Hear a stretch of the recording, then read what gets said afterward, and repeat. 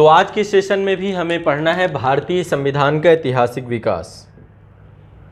भारतीय संविधान का ऐतिहासिक विकास, इसको हमने दो भागों में बांटा था। पहला सेक्शन था कंपनी के अधीन, यानी ईस्ट इंडिया कंपनी थी। पहले दो भागों में अंग्रेजों ने भारत को शासित किया। एक कंपनी जिसने पहले भारत में अंग्रेजी हुकूमत की नींव डाली, उसके अंतर्गत हमारे इंडियन कॉन्स्टिट्यूशन का डेवलपमेंट कैसे हुआ। दूसरा हमने लिखा ब्रिटिश क्राउन के अधीन भारतीय संविधान का ऐतिहासिक विकास। आज इस सेक्शन को हमें पढ़ना है। इसके अंतर्गत कई सारे एक्ट हैं, मैं सारे एक्ट एक बार आपको दिखाता हूँ। सबसे पहले कंपनी के अधीन हमने कल इतने सारे एक्ट देखे थे। 1600 AD का एक्ट, 1726, 1773, 1781, 1784, 1786, 1793, 1813, 1833, 1853। ये हमने ईस्ट इंडिया कंपनी के अंतर्गत जितने भी चार्टर एक्ट आए, रेगुलेटिंग एक्ट आए, राजलेख आए, ये सारे के सारे हमने यहाँ पर देख लिए। बहुत अंतर नहीं है, देखो चार्टर एक्ट, राजलेख है ना, और आपके अधिनियम, ये थोड़ा सा इनको लेकर के आपको समझना है। जब ब्रिटिश क्राउन के अधीन भारत का शासन हुआ तो इसके तहत जितने भी कानून आए ये सभी भारत शासन अधिनियम के नाम से हैं। ठीक है, किसके नाम से हैं? भारत शासन अधिनियम के नाम से। और जब आपका ईस्ट इंडिया कंपनी के द्वारा, जब उस टाइम पे ब्रिटिश क्राउन के द्वारा बहुत सारे कानून पारित किए गए, ये सारे चार्टर एक्ट के नाम से। चार्टर एक्ट है, राजलेख है ना, क्योंकि पहले क्राउन के द्वारा आदेश पारित कर दिया जाता था, ये राजलेख कहलाता है। क्राउन के द्वारा कोई घोषणा पत्र जारी कर दिया, राजलेख कहलाता है, इसी को चार्टर एक्ट कहते हैं। तो जो कंपनी के अधीन है आपके सारे चार्टर एक्ट हैं, और जब ब्रिटिश क्राउन के अधीन भारत का शासन प्रारंभ हो जाता है, इसको भारत शासन अधिनियम के अंतर्गत मानते हैं। क्लियर है, इसमें कोई कंफ्यूजन नहीं है। चार्टर एक्ट क्या है और भारत शासन अधिनियम क्या है। तो आज जो हमें पढ़ना है, 1857 की क्रांति से पहले ही 1853 के एक्ट पे हमने देखा था कि ईस्ट इंडिया की कंपनी के शासन को कभी भी समाप्त किया जा सकता है, इसका प्रोविजन हो चुका था। नहीं हो चुका था, ये चर्चा कर दी गई थी। तो ईस्ट इंडिया कंपनी का शासन कभी भी समाप्त हो जाएगा, 1853 के एक्ट में स्पष्ट कर दिया गया था। कारण, अब इतनी बड़ी शासन सत्ता को, इतने बड़े देश को, क्योंकि लॉर्ड डलहौजी जो शासक गवर्नर जनरल बना करके भेजा गया, उसने भारत के एकीकरण को पूर्ण कर दिया। उसकी व्यपगत की नीति के सिद्धांत, युद्ध नीति के सिद्धांत, कई माध्यमों से उसने भारत को कंप्लीट एकीकृत कर दिया। भारत को एक संपूर्ण राज्य का दर्जा दे दिया, भारत को एक संपूर्ण राज्य में तब्दील कर दिया। किसने तब्दील कर दिया? लॉर्ड डलहौजी ने। ठीक है, और लॉर्ड डलहौजी ने ऐसे कई कारण उत्पन्न कर दिए जिन कारणों के कारण से अंग्रेजी हुकूमत के खिलाफ भारतीयों की क्रांति का बिगुल फूंक दिया गया।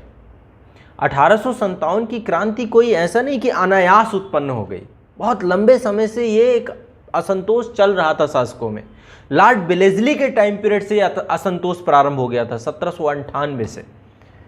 नहीं तो टीपू सुल्तान क्यों 4 आंग्ल मराठा युद्ध लड़ता, क्यों खत्म हो जाता? हैदर अली, टीपू सुल्तान क्यों खत्म हो गए? मराठों ने क्यों लगातार आंग्ल मराठा युद्ध किए? यह असंतोष ही था। 17 को खत्म करके नाना साहब को कानपुर के बिठूर भेज दिया गया। असंतोष नहीं तो और क्या है? किसी की शासन सत्ती गद्दी को आप छीन लेंगे तो असंतोष नहीं होगा। मुगलों का वास्तविक उत्तराधिकारी कौन था? मराठे थे। आप उन मराठों को खत्म कर दिया आपने। आंग्ल फ्रांसीसी युद्ध बहुत सारे हुए, जिसे कर्नाटिक वार के नाम से आप जानते हैं। जब इतिहास पढ़ोगे तो इतिहास में सारे पॉइंट आपको मिलेंगे, कर्नाटिक वार भी मिलेगा। तो उस कर्नाटक वार में क्या था आपका? क्या था कर्नाटक वार? पता है? नहीं पता? नहीं पता भी, ये सब चीजें दिमाग में केवल मैथ के कैलकुलेशन ही है। कर्नाटक वार अंग्रेज और फ्रांसीसियों की महत्वाकांक्षा से अतिरिक्त कुछ नहीं है। महत्वाकांक्षा है भारतीय साम्राज्य को किसी न किसी तरीके से कब्जाने की। और जब फ्रांस और ब्रिटेन का कहीं भी युद्ध होता था, वो भारत में भी, चूंकि फ्रांस और ब्रिटेन दोनों उपस्थित थे, यहां भी युद्ध कर बैठते थे। कई कारण तो ये थे कि वहां युद्ध चालू हुआ, यहां भी युद्ध हो गया, क्योंकि यहां भी फ्रांस और ब्रिटेन दोनों बैठे हुए। और यहां पे महत्वाकांक्षा थी। कर्नाटक का क्षेत्र जो था आपका, या आपका हैदराबाद का निजाम था, मराठा था, एक त्रिकोणीय बना करके चलता था। यहाँ पे पॉलिटिक्स में इन्वॉल्व होने लग गए, भारत की राजनीति में इन्वॉल्व होने लग गए। तो लॉर्ड डलहौजी की जो महत्वाकांक्षा थी, उसने कई बीज बो दिए, और ऐसे बीज बोए जिन बीजों के पीछे भारतीय साम्राज्य में रह रहे यहाँ पे जो भी क्रांतिकारी थे उस समय तत्कालीन, मंगल पांडे एक ऐसा व्यक्ति था जो एक स्वामी भक्त की तरह था। वो अंग्रेजों का एक स्वामी भक्त था। स्वामी भक्त मतलब चूंकि अब जॉब कर रहे हो, आप कहीं पे नौकरी कर रहे हो, तो निश्चित तौर पे आपको उसके प्रति निष्ठावान होना पड़ता है। ब्राह्मण परिवार से था और उस समय तत्कालिक समय में एक तरीके से हमारी वर्ण व्यवस्था बहुत जटिल थी। आज भी देखा जाए तो हमारी वर्ण व्यवस्था जटिल ही है ना। अभी भी देखिए, आप लोग गांव से हो तो आपको पता है कि वर्ण व्यवस्था का क्या स्वरूप है। ब्राह्मण, क्षत्रिय, वैश्य, शूद्र का जो पूरा एक पद्धति बनाई गई अब धीरे धीरे समाप्त हो रही है। हमारी पीढ़ी के द्वारा इस तरीके का भेदभाव अब नहीं किया जाता है ना। हमारे संविधान ने इसका पूर्ण उन्मूलन कर दिया, अस्पृश्यता का अंत कर दिया, है ना। आर्टिकल 15 ने, आर्टिकल 14 ने समानता के अधिकार को प्रतिस्थापित किया। सारी चीज़ें हुई। अब तो हर जगह पे सभी के पास समान अवसर है कि सभी लोग आएँ और कोई भी पद पा सकते, कोई प्रतिष्ठा। आज हमारे प्रेसिडेंट ऑफ इंडिया बहुत बड़ा एग्जाम्पल है, प्राइम मिनिस्टर ऑफ इंडिया बहुत बड़ा एग्जाम्पल है। कोई भी जात का व्यक्ति कहीं भी बैठ सकता है, लेकिन पहले ऐसी स्थिति नहीं थी देश में। एक विडंबना थी, सामाजिक बहिष्कार जैसी स्थिति थी। पहले सामाजिक बहिष्कार कर दिया जाता था, समाज का गांव से दूर जो है घर बनाने पड़ते हैं। इसीलिए मैं हमेशा कहता हूँ कि प्राचीन भारत का इतिहास अन्यायग्रस्त इतिहास था, शोषण युक्त इतिहास था। उस इतिहास ने शोषण किया, वर्ण व्यवस्था के नाम पे महिलाओं के अधिकारों को छीन लिया। मध्यकाल का जो समाज था अराजक समाज था, सिर्फ लड़ाई झगड़े और इसी पे पूरा समय व्यतीत हो गया। आधुनिक काल में एक आधुनिक सोच का, सती प्रथा, सोचिए कैसी प्रथा रही होगी जिसमें महिलाओं को जिंदा जला दिया जाता था, शिशु वध किए जाते थे, बलि के नाम पे, कर्मकांड के नाम पे शिशुओं को वध दिया जाता था, काट दिया जाता था। ऐसी प्रथाएं थी। दास प्रथा चलती थी, दास बना लिया था। मनुष्य एक मशीन की तरह हो गया था, मशीनीकरण कर दिया गया दास प्रथा के माध्यम से। तो कहीं ना कहीं पे हमारे यहाँ पे पर्टिकुलर एक पूरा वंश आया, दास वंश, ममलूक वंश। दासों में भी शासक बने, दासों की कैटेगरी होती थी। कहने का तात्पर्य ये है कि जो हमारी उस समय की सोसाइटी थी, जो उस समय का हमारा समाज था, उस समाज में बहुत सारी विडंबनाएं थी। और विडंबनाएं ऐसी थीं जिन विडंबनाओं का परिणाम ये हुआ कि सोसाइटी लगातार जो है हमारी टॉर्चर से गुजरती चली गई। बहुत सारे टॉर्चर देखती चली गई हमारी सोसाइटी, हमारा समाज, है ना। लेकिन हमारे संविधान ने, जिसको हम पढ़ रहे हैं, जिसके हिस्टोरिकल डेवलपमेंट को पढ़ रहे हैं, इस संविधान ने समतामूलक समाज बनाने का प्रयास किया। इसलिए पुस्तक हमारे लिए महत्वपूर्ण हो जाती है। इस पुस्तक ने ही हमें सब कुछ दिया। बाबा साहब अम्बेडकर ने सब कुछ दिया। यदि वो नहीं होते तो शायद ये विज़न आ भी नहीं पाता। ठीक है, चलो ये बातें एक तरफ रखते हैं हम लोग।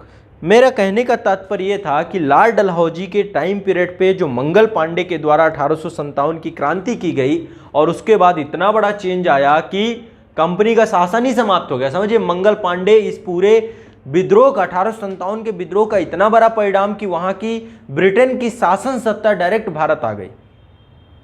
डायरेक्ट महारानी के द्वारा भारत को अपने अधीन कर लिया गया। कंपनी यानी एक प्राइवेट संस्था, एक प्राइवेट एंटिटी आपके यहाँ जो शासन कर रही थी वो पूरी तरह खत्म। बहुत बड़ा इम्पैक्ट है, बहुत बड़ा चेंज है, बहुत बड़ा सोशल रिफॉर्म है। ऐसा सोशल रिफॉर्म बहुत कम देखने को मिलता है। तो 1857 की क्रांति में, मैं मंगल पांडे के बारे में ब्रीफ कर रहा था आपको, तो जिस समय मंगल पांडे थे, भारत में जाति व्यवस्था, वर्ण व्यवस्था का स्वरूप के उसके खिलाफ आवाज़ उठनी शुरू हो चुकी थी, लेकिन अभी भी स्थिति गंभीर थी। ठीक है। और एक बार क्या था कि ये अफवाहें उठनी चालू हुई हर तरफ से कि जो अंग्रेज़ों के द्वारा जिस तरीके से अंग्रेज़ों के द्वारा जो नई इनफील्ड राइफल्स लाई गई हैं उनमें गाय और सूअर की चर्बी का प्रयोग किया जा रहा है, ऐसी अफवाहें उठनी चालू हुई थी, है ना। ऐसी अफवाहें उठना शुरू हुई थी। और ऐसे में कहानी ये निकल के आती है कि मंगल पांडे इन चीज़ों पे भरोसा नहीं करता। उसको लगता है कि नहीं अंग्रेज ऐसा नहीं करेंगे। एक अंग्रेज ऑफिसर थे जिससे उसका बहुत लगाव था, बहुत जुड़ाव था। उनके पास गया भी और जा करके उनसे बोला कि सर, हमें लगातार सूचना मिल रही है कि क्या जो नई राइफ़ल्स आई हैं उन नई राइफ़ल्स में ग्रीसिंग की जा रही है, गाय की चर्बी की, सूअर की चर्बी की ग्रीसिंग की जा रही है। तो मंगल पांडे को उस अंग्रेज अधिकारी ने आश्वासन दिया कि नहीं नहीं, ऐसा कुछ हम नहीं कर रहे हैं, हम आपके सेंटीमेंट के साथ, आपके धर्म के साथ हम कभी खिलवाड़ नहीं करेंगे।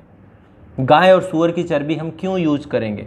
क्योंकि जब इनफील्ड राइफल्स की जो कारतूस होती थी उसे जब खोलना होता था तो दांत से उसे छीलना पड़ता था, उस ग्रीसिंग को, उस कबर को, उस खोल को। और जब ये प्रक्रिया होती थी तो इस प्रक्रिया के दौरान निश्चित तौर पे यदि आप किसी धर्म विशेष से जुड़े हुए हैं और आपके सेंटीमेंट जुड़े हुए हैं, जैसे हमारे यहाँ पे गाय एक बहुत बड़ा सेंटीमेंट है। अभी भी देखिए बीफ को लेकर के कितना ज़्यादा विवाद हर जगह पे चल रहा है, कितनी जगहों पे बीफ बैन है, गौ मांस नहीं खा सकते, गाय पूजनीय है, गाय को हम कामधेनु की संज्ञा देते हैं, गाय गंगा ये सब प्रतीक है हमारे देश में एक पर्टिकुलर धर्म विशेष के। तो मेरे कहने का तात्पर्य ये है कि ये एक बहुत बड़ा खिलवाड़ था और कंपनी को ये चीज़ उस अंग्रेज अधिकारी ने जाके बताया भी कि सेना के पास ये जानकारी पहुंच चुकी है कि गाय और सूअर की चर्बी का प्रयोग किया जा रहा है कंपनी के द्वारा। अब देखो, जो प्राइवेट कंपनी होती है ना, उसकी एक विज़न होता है, उसका विज़न होता है मिनिमम इन्वेस्टमेंट मैक्सिमम प्रॉफिट, है ना। और इसी विज़न के साथ कंपनी ने कहा कि कोई नहीं, कल के दिन विद्रोह होगा, दबा लेंगे, हमारे पास सेना की कमी है, हमारे पास तो बहुत एजुकेटेड सेना है, इक्विपमेंट है हमारे पास आज के टाइम पे, सारी चीज़ें। उन्होंने कहा कुछ नहीं, कोई दिक्कत नहीं है, जो होना होगा हम देख लेंगे, कोई प्रॉब्लम नहीं है, कोई समस्या नहीं है।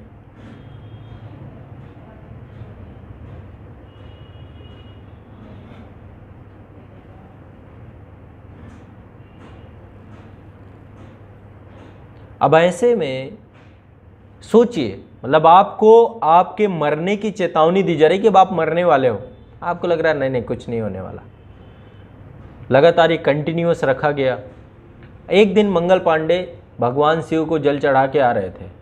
अब भगवान शिव को जल चढ़ा के आते आते, जानते ही हैं ब्राह्मण व्यक्ति की एक दिनचर्या होती है, आते आते सुबह रास्ते में जो झाड़ू लगाने वाला व्यक्ति है, आज भी देखिए आप लोग आरक्षण का विरोध करते हैं कि आरक्षण ये हो गया वो हो गया। मेरा मानना है कि आरक्षण गलत नहीं था।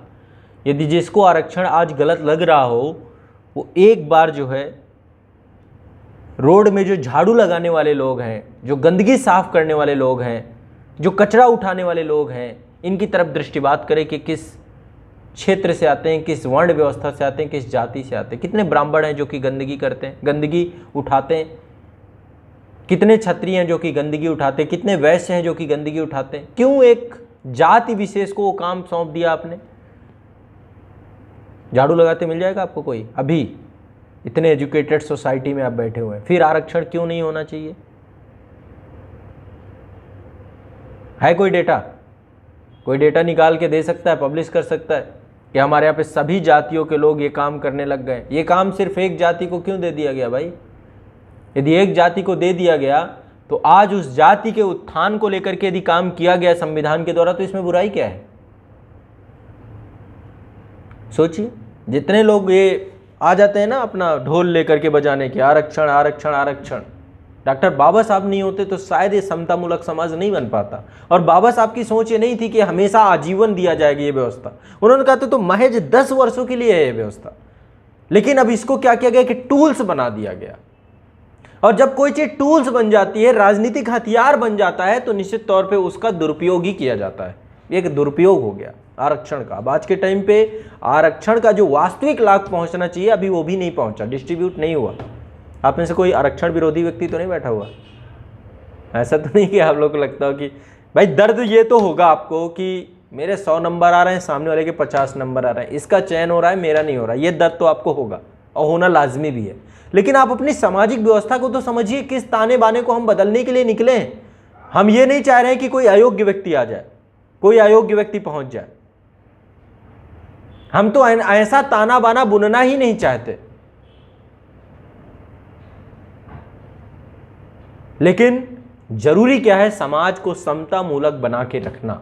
जब तक समाज हमारा समता मूलक नहीं होगा, समाज कभी भी आपका ग्रोथ नहीं कर सकता, डेवलपमेंट नहीं कर सकता। आप यूएस सोसाइटी की बात करते हैं, पश्चिमी सभ्यता की बात करते हैं, उन्होंने इस चीज़ पे काम कर लिया और काम करने के बाद अब ये इन चीज़ों से परे हैं, इन चीज़ों से दूर है। आज वहाँ भी ब्लैक एंड वाइट को लेकर, जो रंग भेद को लेकर के इतनी सारी चीज़ें थी, वो सारी चीज़ों को लेकर के डिस्कस कर रहे हैं।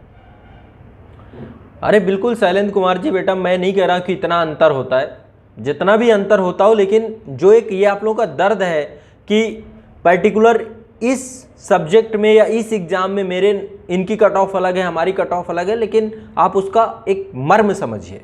ठीक है, चलिए अलग बात है। आगे मैं एक बार, तो मंगल पांडे जब आ रहे थे भगवान शिव को जल चढ़ा के, तो आते समय उन्होंने देखा कि रास्ते में जो झाड़ू लगाने वाला व्यक्ति है उसने उन्हें को छू लिया। मंगल पांडे ने कहा कि सुबह सुबह मैं शिवालय से आ रहा हूँ और तुम मुझे छू करके पूरा दिन मेरा ख़राब कर लिया। अछूत समझते हैं, पहले अस्पृश्यता बहुत ज़्यादा थी, अनटचेबिलिटी। अभी भी मैं देखता हूँ हमारे गांव में कई बार जाइए तो खाना खाने के लिए अलग थाली दी जाएगी, अलग जगह बैठाया जाएगा, अलग, ये भी देखने को मिलता है। बहुत दिल दहल जाता है इन चीज़ों से। मानव ह्यूमन बीइंग्स हैं हम, और कुछ नहीं है, बट इस चीज़ को समझने में लोगों को टाइम लग जाता है। तो कहने का मेरा तात्पर्य ये है कि जब ये चीज़ समाज और सोसाइटी में उस समय थी और ऐसे में उस अछूत ने छुआ मंगल पांडे को, तो मंगल पांडे ने कहा, अब समझिए कितना बड़ा दर्द होता है इस चीज़ को। तो उसने कहा, उस झाड़ू लगाने वाले व्यक्ति ने ये कहा कि तुम तो मुझसे ज़्यादा अछूत हो, तुम तो डेली गोमांस खाते हो। उसने कहा मैं तो कान्य कुब्ज ब्राह्मण हूँ, मैं कैसे गोमांस खाता हूँ। बोला डेली जिस बंदूक को छीलते हो उसमें गाय की चर्बी है। अब मंगल पांडे को पहले ये चीज़ पता थी कि गाय की चर्बी का अंदेशा वो अपने अफसर से पूछ चुका था। बोला नहीं, झूठ बोल रहा हो, ऐसा कोई गाय वाय की चर्बी नहीं है। और मंगल पांडे के कहने पर ही उसके सभी साथियों ने उसका प्रयोग किया। सभी साथियों को उसने प्रोत्साहित किया कि मेरी सर से बात हो गई है, कुछ नहीं है इसमें।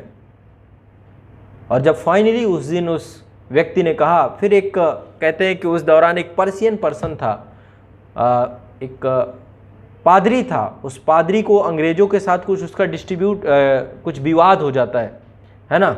उस विवाद के कारण से उसको अब उनसे बदला लेना होता है अंग्रेजों से।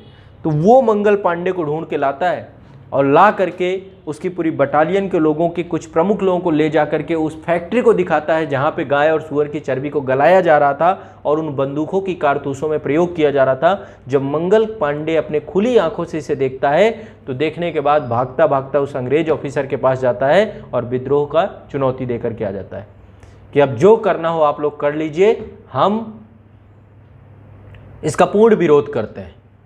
और वहां से ये आग सुलगती है। यानी ये एक धर्म पे सेंटिमेंट को लेकर के तत्कालिक कारण आपका ये सुअर और गाय की चर्बी थी, लेकिन इसके पीछे बहुत अन्य कारण है। एक शोषण दबा हुआ है, भारतीयों को कमतर आंकना दबा हुआ है, हर जगह पे वो स्थान देना हुआ नहीं, हमें कुत्तों जैसा समझा जाता था, है ना। Indians and dog not allowed, कहीं पे भी हमारी एंट्री होती थी उसको अलाउ नहीं किया जाता था। तो जब ये बिहेवियर होता है तो ये धीरे धीरे धीरे धीरे गुस्सा फूटता है और फाइनली मंगल पांडे ने बिगुल फूंक दिया।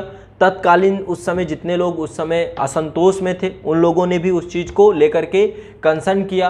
तो कहने का तात्पर्य सिर्फ मेरा इतना है कि जो 1857 की क्रांति थी, ये क्रांति नहीं थी, ये एक ऐसी चिंगारी थी जिसने भारत के स्वतंत्रता संग्राम को जन्म दे दिया।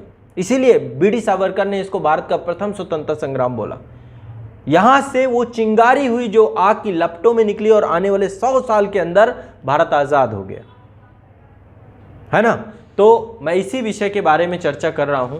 चलिए आगे बढ़ते हैं, डिस्कस करते हैं आज हम जो हमारा टॉपिक है। बाकी ये विषय बहुत लंबे होते हैं, इन पे चर्चा करने निकल जाएंगे तो काफी लंबा हो जाएगा। तो भारत शासन अधिनियम जो आपका है, भारत शासन अधिनियम, ये आपके इतने पढ़ने हैं हमें। 1858 में, ठीक है, फिर 1861 में, 1873 में, 1876 में, 1892 में, 1909 में, 1919, 1935, 1942, 45, 46, 47। 47 में भारतीय स्वतंत्रता अधिनियम था। 35 तक भारत शासन अधिनियम था। यहाँ तक ये वाला सेक्शन आपका भारत शासन अधिनियम का है, ये जो मैंने बना रखा है, ठीक है। और इसके बाद जितने भी हैं ये भारत की आज़ादी में राजनीतिक गतिरोध को तोड़ने के लिए किए गए प्रयास हैं, ठीक है। तो चलिए स्टार्ट करते हैं। सबसे पहले हेडिंग डालीजिए 1858 का अधिनियम। पहले हेडिंग डालिए ब्रिटिश क्राउन के अंतर्गत भारतीय संविधान का ऐतिहासिक विकास। हेडिंग डाल लीजिए ब्रिटिश क्राउन के अंतर्गत, यह है आपका ब्रिटिश क्राउन के अंतर्गत भारतीय संविधान का ऐतिहासिक विकास। ब्रिटिश क्राउन के अंतर्गत भारतीय संविधान का ऐतिहासिक विकास। ठीक है, पहला लिखिए भारत शासन अधिनियम 1858। भारत शासन अधिनियम 1858। हाँ,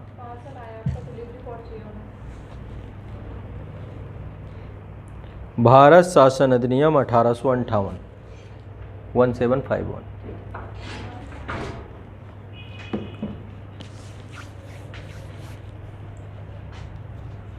अब देखिए, चूंकि ब्रिटिश क्राउन, ब्रिटिश संसद के द्वारा ये पारित किया गया, तो इसका नाम रख दिया गया कि अब ये भारत के लिए एक मैग्ना कार्टा साबित होगा। ब्रिटेन में सरकार बहुत अच्छी थी, निश्चित तौर पे वहाँ पे रूल ऑफ लॉ था, है ना, वहाँ पे जनता, लोकतंत्र था। और ब्रिटेन का आपको पता ही है कि हमारे देश को क्या है ना, सबसे बड़ी चीज़ होती है कि हम जैसे ही देखते हैं बड़ा बड़ा, किसी भी शादी में चले जाइए, कितना भी करप्ट आदमी क्यों ना हो, यदि उसने बहुत खर्चा कर रखा है, आपको लगेगा बहुत बड़ी बात। आपको ये नहीं पता है कि किसके पैसे पे खेल रहा है। लोग हवेली तनाए बैठे हैं, लेकिन भ्रष्टाचार के नाम पे तनाए बैठे हैं। आप लोग क्या होगे, तुरंत आ जाओगे, तुरंत हाथ जोड़ लोगे, जबकि उसके सामने हाथ जोड़ने जैसा कुछ है नहीं। हमारे यहाँ पे हम अंडर इन्फ्लुएंस बहुत जल्दी आ जाते हैं। ब्रिटेन ने जो भी अपने देश की स्थिति बनाई, वो शोषण से ही तो बनाई, और किस चीज़ से बना ली। उस समय चलता था वाणिज्यवादी नीति, बुलियनवादी नीति, ज़्यादा से ज़्यादा सोना इकट्ठा करना है। ऐसी शोषणकारी पॉलिसी होती थी, जिन पॉलिसी के अंतर्गत वो अपने, आज जो अमेरिका सुपर पावर बना बैठा है, किसके दम पे बैठा है? अफगानिस्तान में क्या करके गया? अभी पूरे विश्व में जितने झगड़े हैं ब्रिटेन और अमेरिका के करवाए हुए हैं। पूरा विश्व जो आज तबाह बैठा हुआ है, इन्होंने आग लगाई है हर जगह पे। इनकी योग्यता नहीं थी कुछ, लेकिन भारतीयों को यह लगा कि यार इन्होंने अपने यहाँ पे डेमोक्रेसी रखी हुई है, अपने यहाँ पे एक बहुत अच्छा शासन व्यवस्था रखी हुई है, तो ये भारत में चूंकि अब ब्रिटिश राजा का शासन आ गया, तो यहाँ पे वही राजतंत्र जैसे मुगल साम्राज्य के टाइम पीरियड पे चीजें थी, उससे बेटर हो जाएगा। और इन्होंने भी नाम दिया act for the better government of India, Bharat के लिए बेहतर शासन का अधिनियम। इससे बेहतर कुछ नहीं हो सकता। अब यहां से इन्होंने, तो सबसे पहले लिख लीजिए, इसका नाम चेंज किया इन्होंने, नाम लिखिए act for the better government of India के नाम से इसको पारित किया इन्होंने। Act for the better government of India के नाम से पारित किया। भारत से कंपनी का शासन इन्होंने समाप्त कर दिया। भारत से कंपनी का शासन इन्होंने समाप्त कर दिया। भारत से कंपनी का शासन इन्होंने समाप्त कर दिया। किस अधिनियम से? 1858 के अधिनियम से। अगला पॉइंट, बोर्ड ऑफ डायरेक्टर्स और बोर्ड ऑफ कंट्रोल को समाप्त कर दिया गया। ये कहां पे संस्थाएं, कब बनी थी ये दोनों संस्थाएं? 1884 के अधिनियम पे बनी थी। अब इन दोनों संस्थाओं को समाप्त कर दिया गया, बोर्ड ऑफ डायरेक्टर्स और बोर्ड ऑफ कंट्रोल, क्योंकि ये कंपनी के लिए थी। अब तो कंपनी रही नहीं।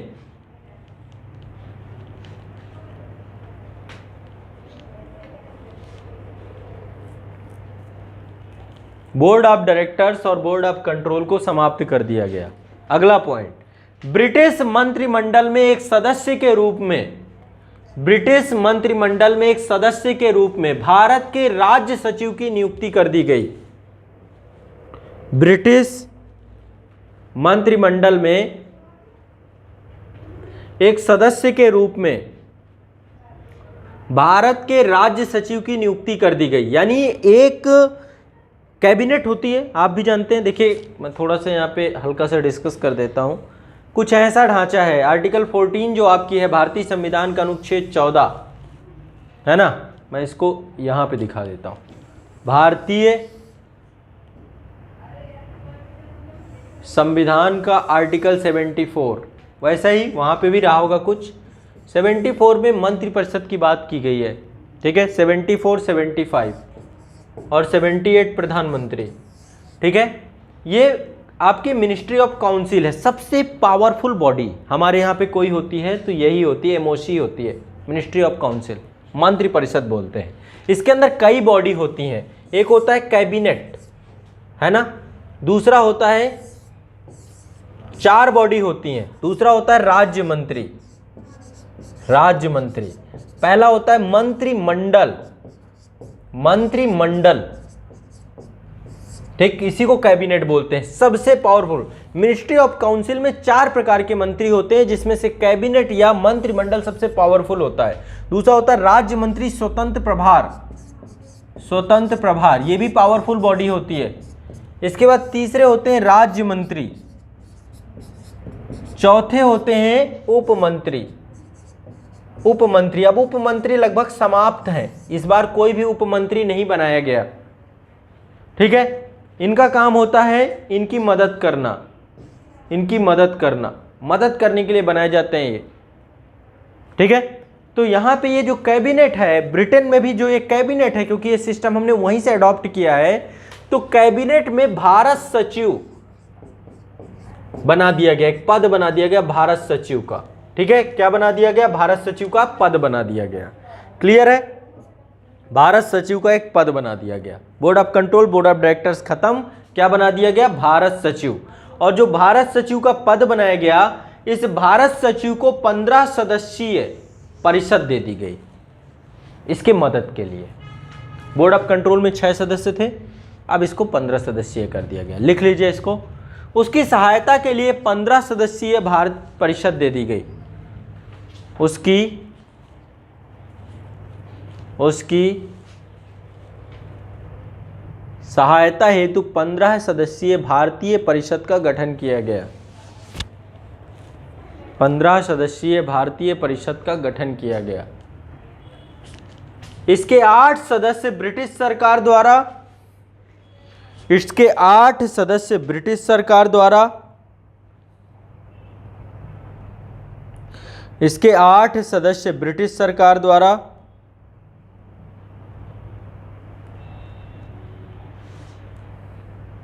तथा 7 सदस्य कंपनी के निदेशक मंडल द्वारा मनोनीत किए गए।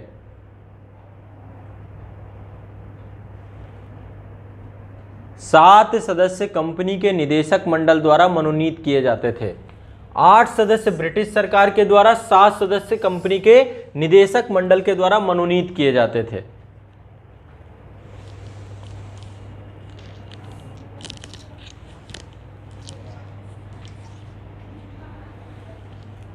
ठीक है।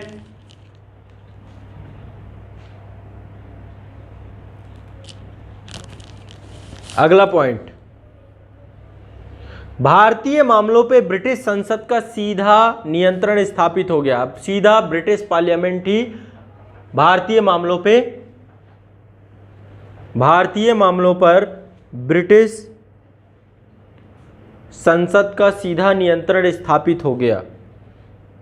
अगला पॉइंट, भारत के गवर्नर जनरल का नाम बदलकर वायसराय कर दिया गया। भारत के गवर्नर जनरल का नाम बदलकर वायसराय कर दिया गया।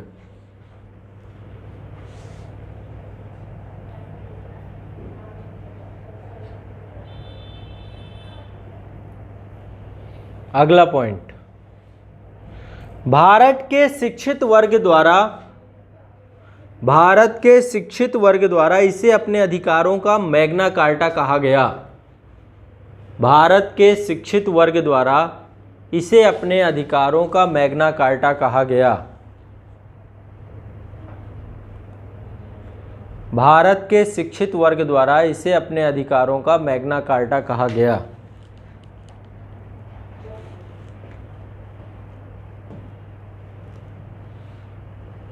मैग्ना कार्टा कहा गया।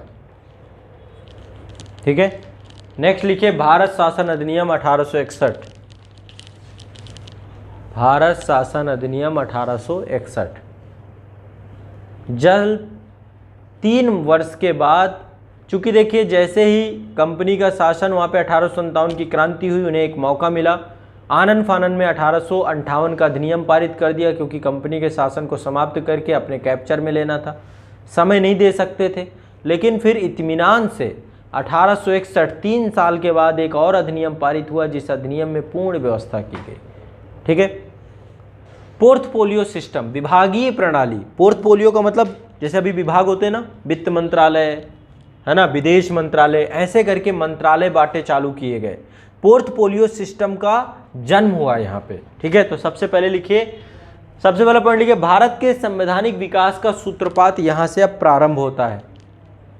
भारत के संवैधानिक विकास का सूत्रपात यहां से प्रारंभ होता है, क्योंकि यहां से ही अब बहुत सारे जितने भी एक्ट आएंगे वो हमारे संविधान में दिखने चालू हो जाएंगे। अगला पॉइंट, गवर्नर जनरल को विधायी कार्यों हेतु, अब यहाँ पे एक चीज समझिए कि एक टर्म्स आया था पिछले एक्ट में, पहले मैं उसको एक बार क्लियर कर दूं आप लोगों को। यहाँ पे एक शब्द आया हुआ है, गवर्नर जनरल का नाम बदल के वायसराय कर दिया गया। ये शब्द, ये दो शब्द आए हुए हैं आपके, मैं पहले इनको एक बार क्लियर करना चाहता हूं ताकि आप लोग को कोई कंफ्यूजन भविष्य में ना रहे। एक शब्द है गवर्नर, दूसरा शब्द आया बंगाल का गवर्नर जनरल, बंगाल का गवर्नर जनरल। इसके बाद अगला शब्द आया भारत का गवर्नर जनरल, भारत का गवर्नर जनरल, और अगला शब्द आया वायसराय।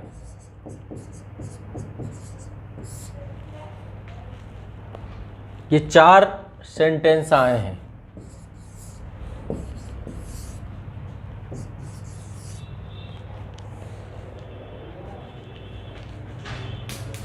ठीक है, अब इन चारों में क्या अंतर है? देखिए, जब अंग्रेज यहाँ पे आए और उन्होंने तीनों प्रेसिडेंसियों को डेवलप किया, कलकत्ता, मद्रास और बम्बई, उन प्रेसिडेंसियों में एक एक व्यक्ति जो हेड के तौर पे था, वहाँ पे प्रमुख के तौर पे था, इसको बोला गवर्नर। 1757 से लेकर के 1773 तक गवर्नर की पोस्ट रही हर एक उसमें। ठीक, फिर 1773 को रेगुलेटिंग एक्ट ला करके इन्होंने नाम परिवर्तित कर दिया, इसका नाम कर दिया बंगाल का गवर्नर जनरल। ठीक है, इसके बाद 1833 का एक्ट आया और उसके तहत इसका नाम बदल दिया भारत का गवर्नर जनरल। बंगाल के गवर्नर जनरल को क्या बना दिया? भारत का गवर्नर जनरल। कोई दिक्कत? अब जो 1858 का एक्ट आता है जिसमें भारत के गवर्नर जनरल को वायसराय भी बना दिया जाता है, ये क्या है? देखिए, भारत का गवर्नर जनरल शब्द भी रहा और ये भी रहा, ये दो शब्दों का सृजन कर दिया गया। वायसराय भी रहा और गवर्नर जनरल भी रहा। वायसराय किसी व्यक्ति को तब बोला जाता था जब वो ब्रिटिश, क्योंकि यहाँ पे दो तरीके की एंटिटी थी, एक तो देसी रियासत थे, राजा थे, राजा रजवाड़े तो आज़ादी तक रहे हैं। सरदार पटेल ने 552 रियासतों का विलयकरण किया है कि नहीं किया? तो राजा तो 1870 में पृथ्वी पर समाप्त किया गया। सैफ अली खान को जानते? इनके पिता नवाब थे, नवाब पटौती, इन्हें भी नवाब बोला जाता है। ऐसे बहुत सारे लोग हैं, जैसे कि आपके सिंधिया हैं, है ना, आपके क्या नाम है, ज्योतिरादित्य सिंधिया, माधवराव सिंधिया पिता इनके नवाब थे। वसुंधरा राजे के बारे में आप सुनते हैं, सब नवाब हैं। दिग्विजय सिंह, इनके पास भी रजवाड़ा था, राजा रजवाड़ा खानदान से लोग। अब राजनीति में है क्योंकि दूसरा विकल्प नहीं है, अब भारतीय संविधान के अंतर्गत चल रहे हैं, पहले राजा थे। तो अब चूंकि आपको पता है कि ब्रिटेन का राजा और भारत के राजा दोनों बराबर हैं। राजा तो ऐसा नहीं हो सकता ना कि वहां का राजा बड़ा, हमारे यहाँ का राजा छोटा। तो राजा ही है, चाहे छोटे से गांव का राजा हो, लेकिन है तो राजा ही ना, बराबर की पदवी। जैसे अभी देशों में देखें, अमेरिका हो चाहे नेपाल के प्रधानमंत्री हो चाहे अमेरिका का राष्ट्रपति हो, बराबर है, दोनों का ओहदा दोनों देशों में बराबर है। वो भी अपने राष्ट्र के प्रमुख है, भी अपने राष्ट्र के प्रमुख है। देश की अर्थव्यवस्था कुछ भी हो सकती है। प्रधानमंत्री नरेंद्र मोदी ट्रंप से नीचे तो नहीं बैठते, जो बाइडेन से नीचे तो नहीं बैठते, बराबर साथ में खड़े होते हैं ना दोनों, समझ रहे हैं? वैसे ही राजा राजा होता है। तो 1858 के एक्ट में जो ये वायसराय का कॉन्सेप्ट आया, वायसराय का मतलब है कि जब कोई ब्रिटिश क्राउन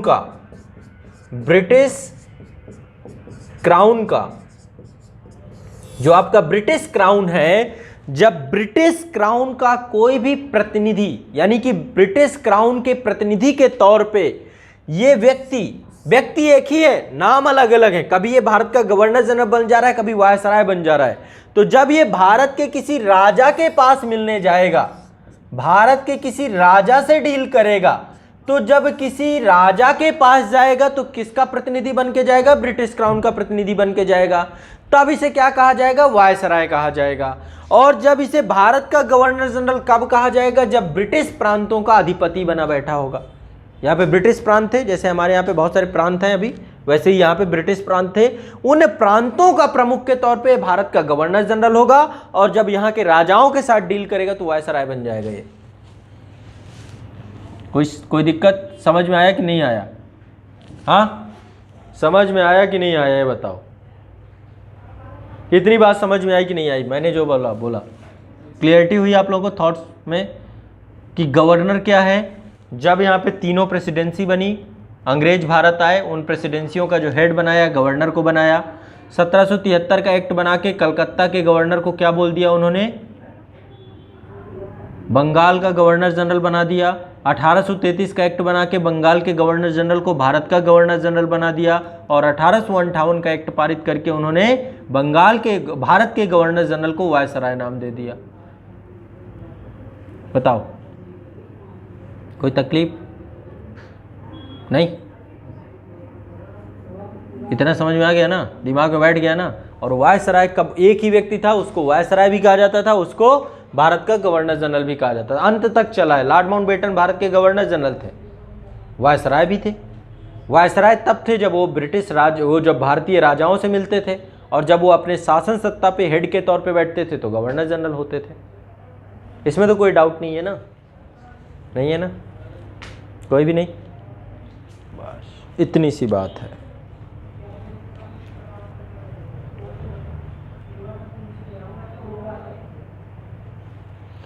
तो कहने का तात्पर्य मेरा सिर्फ इतना सा है कि ये डाउट आप लोगों का अब नहीं होना चाहिए कभी भी, कि ये गवर्नर जनरल वायसराय को लेकर के जो पूरा बवाल चलता है ये ख़त्म हो जाना चाहिए। ठीक है, अब नहीं होना चाहिए। ठीक है, कहीं भी पढ़ते हो दोनों चीज़ें एक ही हैं। आगे बढ़ते हैं। ये हम 1861 का एक्ट पढ़ रहे थे। हाँ, कहाँ पे थे इसमें? पहला था भारत का संवैधानिक विकास का सूत्रपात किया गया। दूसरा लिखे, गवर्नर जनरल को विधायी कार्यों हेतु गवर्नर जनरल को विधायी कार्यों हेतु नए प्रांतों के निर्माण का, नए प्रांत यानी अभी हमारे यहाँ पे नए प्रांत कौन बना सकता है? भारत में यदि कोई नया राज्य बनाना हो, जिसे कहते हैं उत्तर प्रदेश को 4 भागों में बांट देंगे, तो कौन बना सकता है? पार्लियामेंट बना सकती है। पार्लियामेंट के पास स्पेशल राइट है। जैसे आपके बिहार को काट के क्या किया गया? झारखंड बना दिया गया, तो पार्लियामेंट ने किया। लेकिन 1861 के एक्ट में पावर दी गई किसको? गवर्नर जनरल को। गवर्नर जनरल विधायी कार्यों हेतु नए प्रांत के निर्माण का तथा नवनिर्मित प्रांत में गवर्नर या लेफ्टिनेंट गवर्नर को नियुक्त करने का अधिकार दिया गया। गवर्नर या लेफ्टिनेंट गवर्नर को नियुक्त करने का अधिकार दिया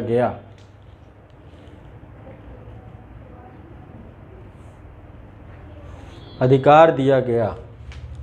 अगला पॉइंट, केंद्रीय कार्यकारिणी के सदस्यों की संख्या, केंद्रीय कार्यकारिणी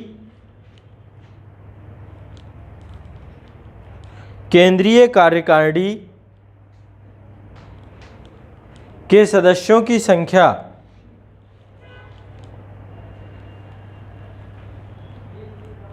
4 से बढ़ाकर 5 कर दी गई।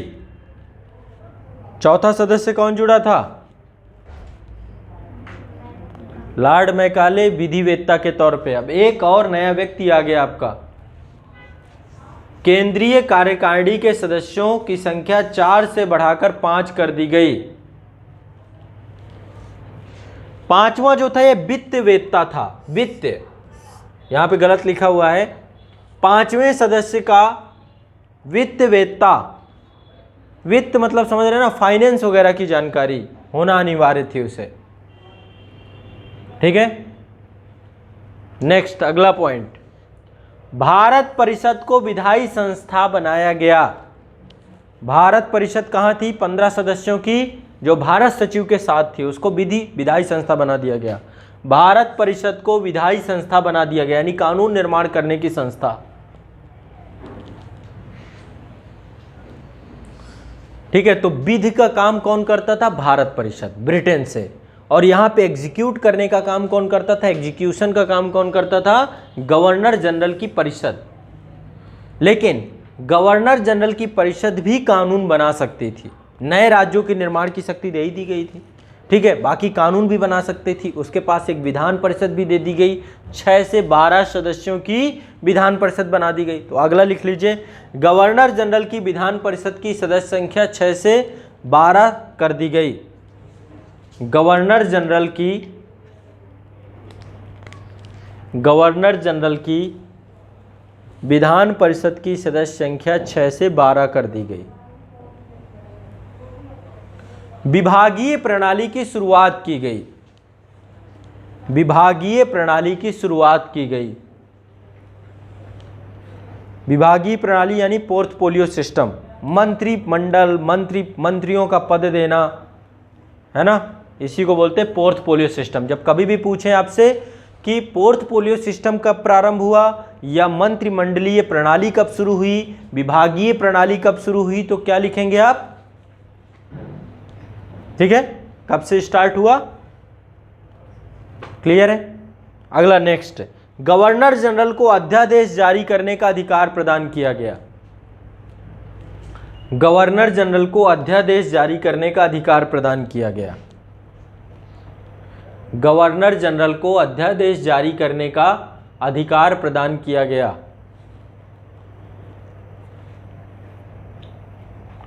अगला पॉइंट, शासन का विकेंद्रीकरण प्रारंभ किया गया।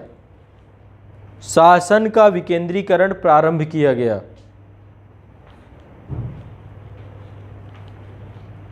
शासन का विकेंद्रीकरण प्रारंभ किया गया। विकेंद्रीकरण मतलब अब भारतीयों को खुश करने की तैयारी। अब नहीं चाहते थे कि 1857 की क्रांति जैसा एक दूसरा प्रकोप फिर झेलना पड़े। नेक्स्ट डालिए 1873 का अधिनियम, बहुत छोटा सा अधिनियम है। अब ये अधिनियम भी इंपॉर्टेंट है, ये है ईस्ट इंडिया कंपनी को समाप्त करने को लेकर के, कि ईस्ट इंडिया कंपनी को ही अब हम खत्म कर देंगे कभी भी, ठीक है। तो लिखिए 1873 का अधिनियम में लिखिए, इसमें प्रावधान किया गया ईस्ट इंडिया कंपनी को किसी भी समय भंग किया जा सकता है। ईस्ट इंडिया कंपनी को किसी भी समय भंग किया जा सकता है। ईस्ट इंडिया कंपनी को किसी भी समय भंग किया जा सकता है। दूसरा पॉइंट, 1 जनवरी 1884 को 1 जनवरी 1884 को ईस्ट इंडिया कंपनी को औपचारिक रूप से भंग कर दिया गया। ईस्ट इंडिया कंपनी को औपचारिक रूप से भंग कर दिया गया।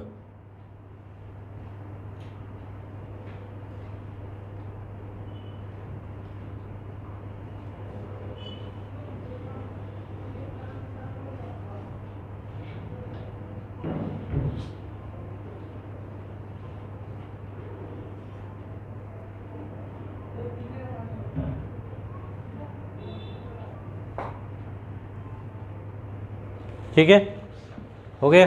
आगे नेक्स्ट, आगे चलते हैं। अगला डालिए शाही उपाधि अधिनियम 1876। शाही उपाधि अधिनियम 1876।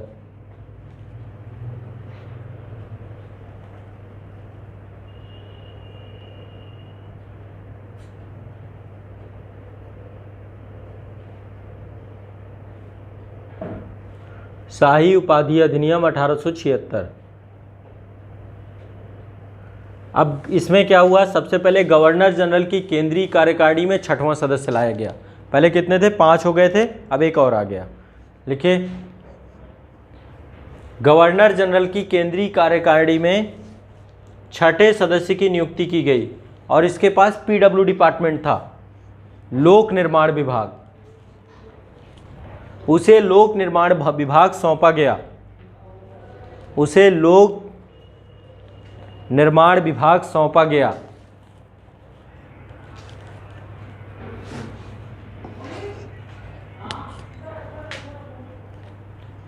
नेक्स्ट, 28 अप्रैल 1876 को एक घोषणा के द्वारा 28 अप्रैल 1876 को एक घोषणा के द्वारा महारानी विक्टोरिया को भारत की सम्राज्ञी घोषित कर दिया गया। महारानी विक्टोरिया को भारत की सम्राज्ञी घोषित कर दिया गया।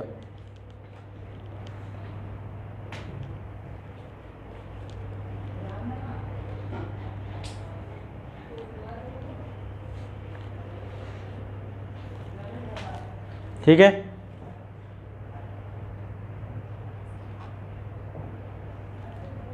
नेक्स्ट, भारत शासन अधिनियम 1892।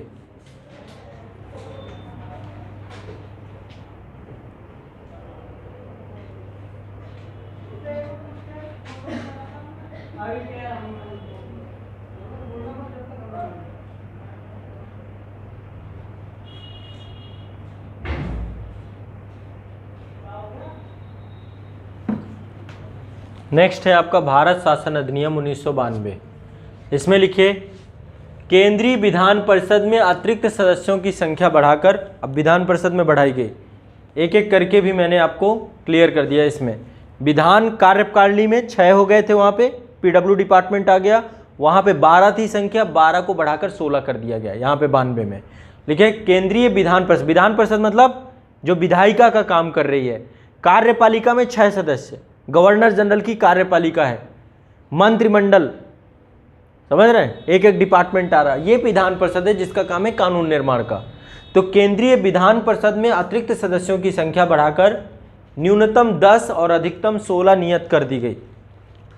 केंद्रीय विधान परिषद में अतिरिक्त सदस्यों की संख्या बढ़ाकर न्यूनतम 10 और अधिकतम 16 कर दी गई।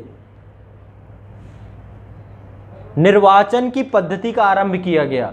यहां से एक तरीके से चुनाव प्रणाली प्रारंभ होती है भारत में। निर्वाचन की पद्धति को आरंभ कर दिया गया।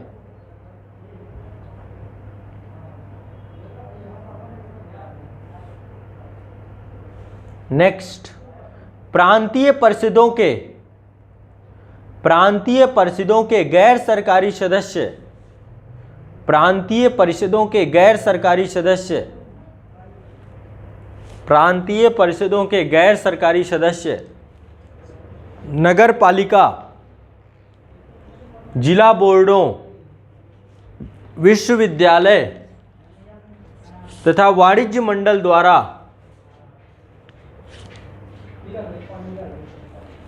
प्रांतीय परिषदों के गैर सरकारी सदस्य नगर पालिका, जिला बोर्डों, विश्वविद्यालय तथा वाणिज्य मंडल द्वारा अप्रत्यक्ष रूप से निर्वाचित किए जाते थे।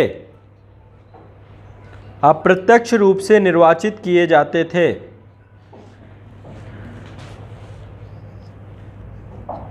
प्रांतीय परिषदों के गैर सरकारी सदस्य, जो प्रांतीय परिषदें बनी थी उनके गैर सरकारी सदस्य नगर पालिका, जिला बोर्ड, विश्वविद्यालय, वाणिज्य मंडल द्वारा अप्रत्यक्ष रूप से निर्वाचित किए जाते थे। यहां से चुनाव प्रारंभ हो गया, मतलब चुनाव प्रणाली यहां से स्टार्ट होती है। किस अधिनियम से? 1892 के अधिनियम से। ठीक है, किस स्तर पे चुनाव किया इन्होंने? लोकल लेवल पे चुनाव प्रारंभ कर दिया। अगला नेक्स्ट, भारतीय सदस्यों को बजट में बहस करने, भारतीय सदस्यों को बजट में बहस करने, बजट प्रस्तुत होता था उसमें बहस करने तथा प्रश्न पूछने का अधिकार दे दिया गया, तथा प्रश्न पूछने का अधिकार दे दिया गया, तथा प्रश्न पूछने का अधिकार दे दिया गया, प्रश्न पूछने का अधिकार दे दिया गया।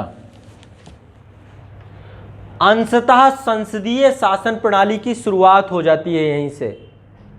देखिए यहां पे प्रश्न पूछने का अधिकार है, पूरक प्रश्न पूछने का अधिकार नहीं है। देखो आमतौर पे होता क्या है, जब सदन में चर्चा होती है, जैसे अभी वर्तमान में लोकसभा या राज्यसभा में जब सदन चलता है, चर्चा होती है, तो पहले से ही जैसे आप सदन में संसद सदस्य के तौर पे हैं, तो आपको यदि कुछ पूछना है किसी मंत्री से, कोई क्वेश्चन पूछना है, जैसे मान लीजिए अभी कोविड को लेकर बहुत सारी चीज़ें चल रही हैं, तो इसका जवाब कौन देगा? हेल्थ मिनिस्टर देगा। क्या हो रहा है भारत में, ऑक्सीजन की कमी कितनी है, बेड कितनी उपलब्ध है, कितने लोगों की मृत्यु हुई है ना। तो ये सब चीज़ों को पूछने के लिए आप क्या करेंगे? अपने क्वेश्चन को लिखेंगे और लिखने के बाद अपने क्वेश्चन को किसको प्रेषित करेंगे? लोकसभा के अध्यक्ष को, कि मैं ये प्रश्न पूछना चाहता हूँ मंत्री साहब से। तो सभी संसद ऐसे ही अपने जो भी प्रश्न होंगे, जिसको रेल मिनिस्टर से पूछना है उसे रेल मिनिस्टर को, सबको लिख के लोकसभा अध्यक्ष के पास जमा कर दिए जाते हैं। लोकसभा अध्यक्ष के ऊपर ये पावर होती है उसके पास कि किसके प्रश्न को वो लेता है, किसको रिजेक्ट करता है। समझ रहे हैं? और ये सब कुछ स्क्रिप्टेड होता है एक तरीके से, मतलब ये पूरा प्रोफार्मा मंत्री के पास पहुंच जाएगा कि आपसे ये प्रश्न पूछा जाएगा। प्रश्न दो तरीके के पूछे जाते हैं, एक होता है तारांकित प्रश्न, एक होते अतारांकित प्रश्न। तारांकित प्रश्नों का उत्तर लिखित दिया जाता है और अतारांकित प्रश्नों का उत्तर मौखिक दिया जाता है। तारांकित मतलब एक स्टार लगा दिया जाता है, जैसे कोई वो है, ये जैसे कोई एक क्वेश्चन है, इस क्वेश्चन के आगे स्टार लगा दिया गया तो ये मतलब तारांकित हो गया और ये माना गया कि इसका उत्तर आपको लिख के देना है, और अतारांकित का उत्तर मौखिक देना है। जैसे आपने प्रश्न दिया तो पहले मंत्रियों के पास प्रश्न पहुंच जाता है। जब आप सदन में देखते हैं चर्चा चल रही होती है, बहस चल रही होती है, उसमें क्या होता है ना, समझ रहे हैं? तो सदन में ये पूरा एक डिस्कशन चलता है, एक चर्चा चलती है, चर्चा पर चर्चा चलती है। तो कहने का तात्पर्य मेरा सिर्फ आप लोगों से इतना है, मैं सिर्फ आपसे ये कहना चाहता हूँ कि जब कोई भी मंत्री से कोई भी प्रश्न पूछा जाता है तो संसद सदस्य के पास एक राइट होता है, एक अधिकार होता है कि उस प्रश्न का काउंटर क्वेश्चन पूछ सके। काउंटर क्वेश्चन मतलब मान लीजिए आपने मुझसे कुछ पूछा, ठीक है, और मैंने उसका जवाब दे दिया। जवाब देने के बाद भी आप दूसरा कोई क्वेश्चन पूछ सकते हैं, पूरक प्रश्न। पूरक प्रश्न को बताया नहीं जाता कि मैं क्या पूछूंगा। डिस्कशन में होता है ना, कई बार मैंने आपसे कुछ क्वेश्चन आपको समझ में नहीं आया तो आपने पूरक प्रश्न पूछ दिया कि अच्छा ये तो ये कैसे, ये नहीं बताया जाएगा। पूरक प्रश्न नहीं बताया जाता किसी को। पूरक प्रश्न मंत्री को नहीं पता कि मुझसे क्या पूछ लिया जाएगा, लेकिन जो प्रश्न होगा वो उसको पता होता है, उसका रिप्लाई वो तैयार करके लाता है। अब मान लो आपको कोविड के आंकड़े चाहिए, आप सदन में पूछ लो भाई कोविड के आंकड़े बताओ, वो पहले से रेडी करके लाएगा ना। पूछेगा कि कहाँ पे कितने लोग कैसे रहे, कितने लोग जो है प्रभावित हुए, कितने लोगों को संक्रमण से बचाया गया, कितने लोगों का वैक्सीनेशन हो चुका है, सब कुछ वो डेटाबेस पहले इकट्ठा करेगा, फिर आपको सदन में उत्तर देगा। क्योंकि सदन में कुछ भी बोल देना ऐसा नहीं होता, वो सब रिकॉर्डेड होता है, लिखित, हर चीज़ को प्रमाणित तौर पे लिखा जाता है। बगल में देखते होंगे बैठे रहते हैं वहाँ पे टाइपिस्ट, है ना। तो कहने का तात्पर्य ये है कि जब 1892 का अधिनियम आया तो यहाँ पे प्रश्न पूछने का अधिकार तो दिया गया बजट में, लेकिन उस पर पूरक प्रश्न नहीं पूछा जा सकता था। पूरक प्रश्न पूछने का अधिकार नहीं दिया गया। समझ रहे हो बात? नहीं समझ रहे? समझ रहे हो? समझ गए कि नहीं क्या मैं बोल रहा हूँ, है ना? ठीक है, चलिए आगे बढ़ते हैं। यहाँ से संसदीय प्रणाली की शुरुआत मानी जाती है अंशतः, मतलब यहाँ से स्टार्टिंग एक हो जाती है ऐसा, ठीक है। आगे चलते हैं, नेक्स्ट अगला है 1909 का अधिनियम। इसको बोलते हैं मार्ले मिंटो सुधार। तो मिंटो इस समय भारत के कौन थे? गवर्नर जनरल थे, है ना। और मार्ले कौन थे? भारत सचिव थे। तो मार्ले और मिंटो ये दोनों थे इस समय, और इनके द्वारा ही ये सुधार डेवलप किए गए थे। तो इसी को मार्ले मिंटो सुधार कहा जाता है। इसमें लिखे सबसे पहले सर अरुंडेल समिति की रिपोर्ट के आधार पर, सर अरुंडेल समिति की रिपोर्ट के आधार पे 1909 को इसे लागू किया गया। 1909 को इसे लागू किया गया। 1909 को इसे लागू किया गया। 1909 को इसे लागू किया गया।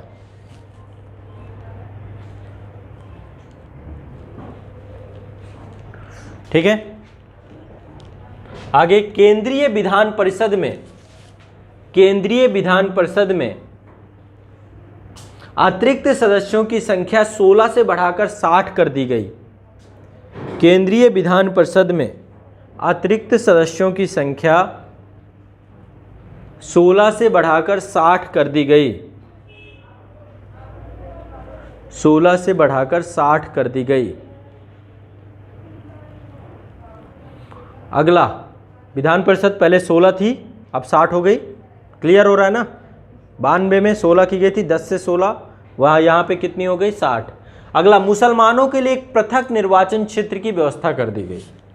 मतलब अब ये बहुत एक मतलब कह सकते हैं दोषपूर्ण प्रणाली का जन्म दिया गया। भारत में सांप्रदायिकता का बीज यहाँ पे बो दिया गया। यह सांप्रदायिकता की जो उनकी नीति थी यहाँ पे खुल के सामने आ गई अंग्रेजों की।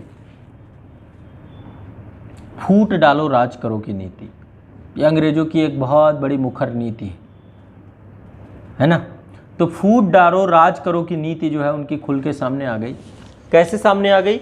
इन्होंने क्या किया कि एक पृथक निर्वाचन सिस्टम बनाया, है ना। इसके तहत क्या किया इन्होंने, कोई भी क्षेत्र है, विधानसभा क्षेत्र है या कोई भी क्षेत्र है, जहाँ से जो सीट होगी उसमें केवल मुस्लिम ही खड़ा होगा और मुस्लिम केवल मुस्लिम को ही वोट देंगे, उसको हिंदू वोट नहीं दे सकते।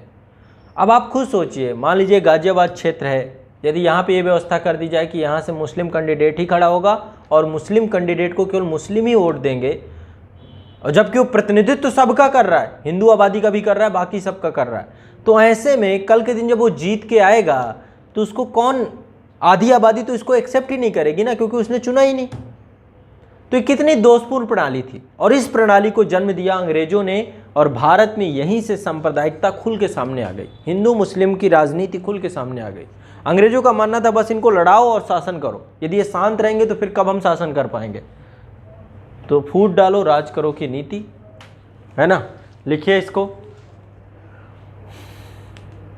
मुसलमानों के लिए पृथक निर्वाचन क्षेत्र की व्यवस्था कर फूट डालो राज करो की नीति अपनाई गई। फूट डालो राज करो की नीति अपनाई गई। अगला पॉइंट, सदस्यों को बजट की विवेचना करने, सदस्यों को बजट की विवेचना करने, लोकहित के विषयों पर चर्चा करने, लोकहित के विषयों पर चर्चा करने,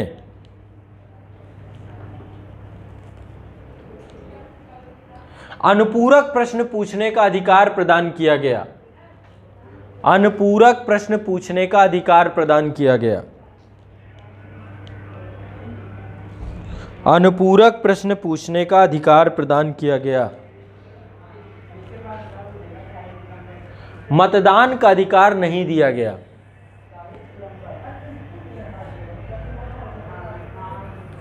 मतदान का अधिकार नहीं प्रदान किया गया। अगला पॉइंट, सर्वप्रथम भारत परिषद तथा वायसराय की कार्यकारिणी में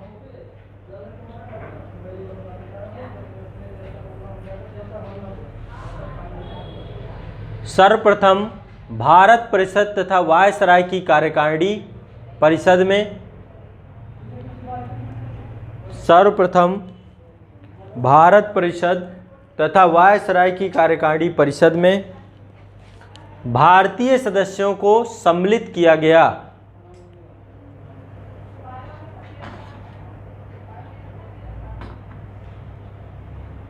भारतीय सदस्यों को सम्मिलित किया गया। सर्वप्रथम भारतीय परिषद तथा वायसराय की कार्यकारिणी में भारतीय सदस्यों को सम्मिलित किया गया। ठीक है, तो यहाँ पे भारतीयों को भी स्थान देना चालू कर दिया गया है वायसराय की कार्यकारिणी में। अगला पॉइंट, दो भारतीय सी गुप्ता तथा सैयद हुसैन बिलग्रामी को, दो भारतीय सी गुप्ता तथा सैयद हुसैन बिलग्रामी को इंग्लैंड स्थित भारत परिषद में नियुक्त किया गया। तो दो लोगों की नियुक्ति हुई, इन दोनों का नाम भी लिख लीजिए। सबसे पहले भारतीयों को भी, भारत परिषद कहाँ थी? इंग्लैंड में। भारत सचिव के साथ 15 सदस्य, उसमें अब भारतीयों को भी प्रवेश देना शुरू कर दिया गया। ठीक है, दो भारतीय थे, सैयद हुसैन बिलग्रामी और दूसरे हैं सी गुप्ता। ठीक है, इन दोनों को नियुक्त कर दिया गया। अगला हेडिंग डाल लीजिए, मॉन्टेस्क्यू चेम्सफोर्ड सुधार 1919। मॉन्टेस्क्यू चेम्सफोर्ड सुधार 1919। मॉन्टेस्क्यू चेम्सफोर्ड सुधार 1919।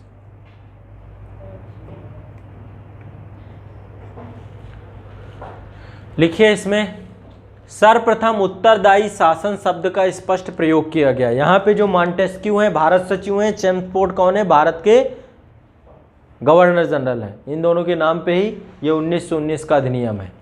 ठीक है, तो इसमें अब धीरे धीरे शासन सत्ता को भारतीयों के हाथों में सम्मिलित करने, भारतीयों को शासन सत्ता के साथ जोड़ने का प्रयास अब इन अधिनियमों से चालू हो गया। ठीक है, तो सर्वप्रथम उत्तरदायी शासन शब्द का प्रयोग किया गया 1919 के अधिनियम में। एक रिस्पॉन्सिव गवर्नमेंट की बात की गई। नेक्स्ट पॉइंट, 1993 से भारत सचिव का खर्च 1993 से भारत सचिव का खर्च भारत के राजस्व से दिया जाता था। भारत सचिव या बोर्ड ऑफ डायरेक्टर्स था ना पहले आपका, है ना, 1793, माफ करिएगा, हाँ ये गड़बड़ हो गया ना, 1793 से भारत सचिव का खर्च भारत के राजस्व से दिया जाता था। अब यह खर्च ब्रिटिश राजस्व से दिए जाने का प्रावधान कर दिया गया। अब यह राजस्व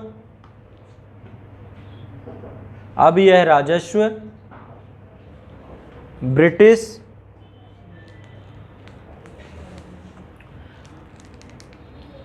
खर्च से या ब्रिटिश राजस्व से दिए जाने का प्रावधान किया गया।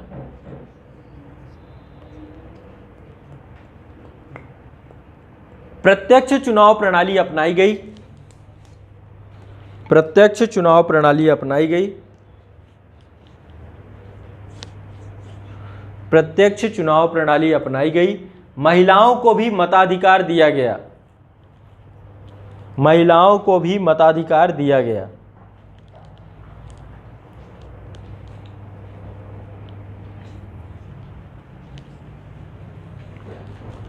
महिलाओं को भी मताधिकार दिया गया। अगला पॉइंट, सांप्रदायिकता के आधार पर निर्वाचन प्रणाली को सांप्रदायिकता के आधार पर निर्वाचन प्रणाली को सिखों पर भी लागू किया गया। सांप्रदायिकता के आधार पर निर्वाचन प्रणाली को सिखों पर भी लागू किया गया। सांप्रदायिकता के आधार पर निर्वाचन प्रणाली को सिखों पर भी लागू किया गया।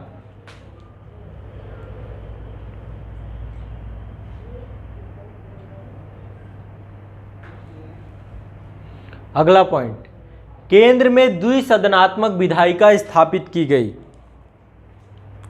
केंद्र में द्विसदनात्मक विधायिका स्थापित की गई।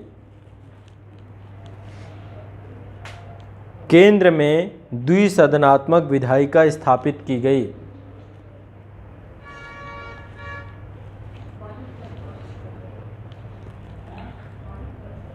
प्रांतों में द्वैध शासन पद्धति को लागू किया गया। ये एक नया सिस्टम है, द्वैध शासन पद्धति। द्वैध शासन पद्धति का मतलब है कि जो विषय थे जिन पे कानून बनाया जाना था उसको दो भागों में बांट दिया गया। पहला था हस्तांतरित विषय और दूसरे थे आरक्षित विषय, है ना।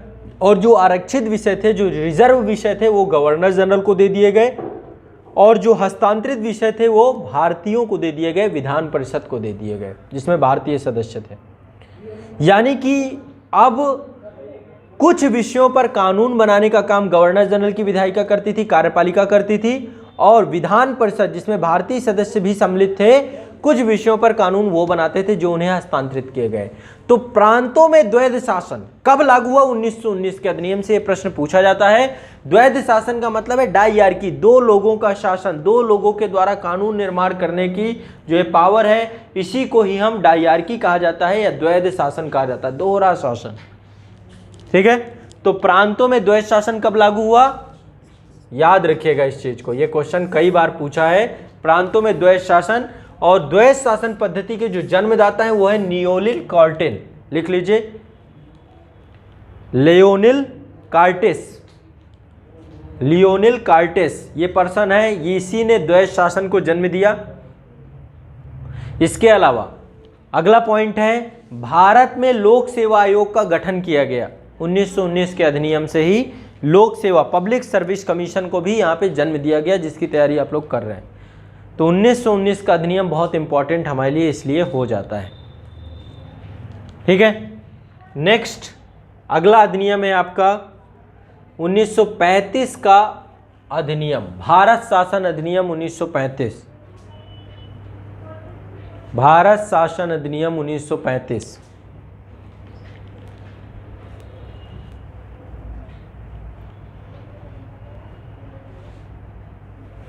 भारत शासन अधिनियम 1935 सबसे इम्पोर्टेंट और सबसे निर्णायक और अंतिम अधिनियम है ये। इसके बाद से आपके भारतीय संविधान के निर्माण में और जो राजनीतिक गतिरोध की स्थिति प्रारंभ हुई थी उसी को लेकर किए गए प्रयास हैं बस। तो ये जो है आपका अखिल भारतीय संघ, यानी कि इससे पहले एक घटना हुई थी 1927 में। क्या हुआ था 1927 में, 1927 में जो 1919 का आपका अधिनियम था, 1919 के अधिनियम पे प्रावधान किया गया था कि इसका हर 10 साल में रिव्यू किया जाएगा। तो हर 10 साल में रिव्यू करने का यदि प्रावधान था तो 10 साल कितने पूरे होते हैं, 1929 में पूरे होते हैं। लेकिन उसके 2 साल पहले ही यहाँ पे साइमन कमीशन भेजा गया। साइमन कमीशन का मूल कार्य यह था कि वो भारत में आकर 1919 अधिनियम की प्रासंगिकता को समझे, उसे जांचे कि ये कितना प्रासंगिक अधिनियम है, ठीक है। लेकिन हुआ क्या, उस पूरे आयोग में सारे सदस्य ब्रिटेन के थे, ब्रिटिश थे। भारतीय सदस्य को स्थान ही नहीं दिया गया। 7 सदस्यीय कमीशन था सारे, और इसको लेकर भारत में विरोध होना चालू हो गया कि भाई भारत के लिए कानून बना रहे हो, उस कानून की समीक्षा करने आए हुए हो तो कम से कम उसमें एक भारतीय तो रखो। उसमें सारे ब्रिटिश एक तरफ से उस कानून की समीक्षा करने आए थे, और बहुत सारे असंतोष थे भारतीयों में। जलियांवाला बाग हत्याकांड हो चुका था, असहयोग आंदोलन की लहर हो चुकी थी, स्वराज्य पार्टी का जन्म हो चुका था, बहुत सारी चीज़ें हो चुकी थी। अंग्रेजों का मानना यह था कि भारतीय अपना कभी भी संविधान नहीं बना सकती है, इतने ज़्यादा एजुकेटेड नहीं है, इतने ज़्यादा पढ़े लिखे लोग नहीं है, और ये कभी भी अपना कानून नहीं बना पाएंगे, कभी भी अपने नियम नहीं बना पाएंगे।